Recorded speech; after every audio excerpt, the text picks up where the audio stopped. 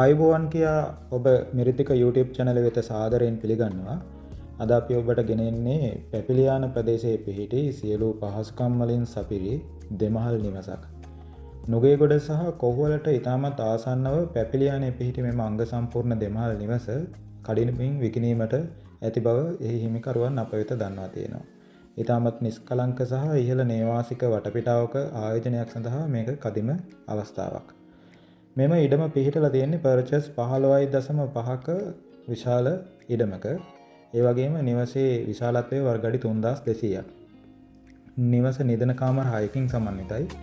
ඒ වගේම නාන කාමර 4ක් තියෙනවා. මෙම නාන කාමර 4න් දෙකක් නිවසින් පිටත පිහිටලා තියෙන්නේ.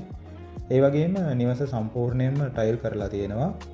සියලුම ජනෙල් ඉතාමත් උසස් තත්ත්වයේ ඇලුමිනියම් ෆ්‍රේම් වලින් සමන්විත වෙනවා. නිවසේ උඩුමහලට යාම සඳහා ආකර්ශනීය කුබුක්ලියෙන් නිම වූ පඩිපෙළක් යුක්ත වෙනවා. ඒ වගේම නිවසට ජලය නල ජලය සහ ලෙන් ජලය ලෙස ලබා ගැනීමට හැකියාව තියෙනවා.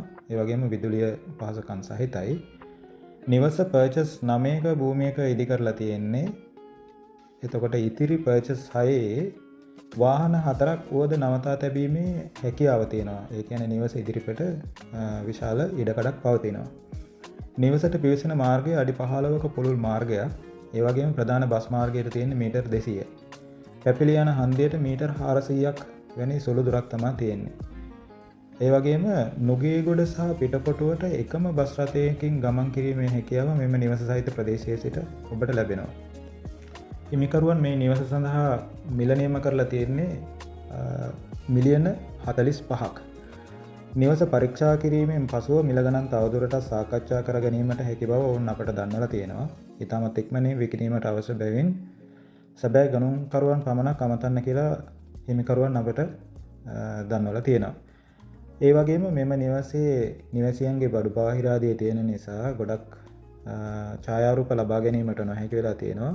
ඒ නිසා 0.74යි 0.36යි 52යි 66 කියන දුරකථන අංකයෙන් මෙම දුරකථන අංකය දැන් තිරේ දිස්සෙනවා.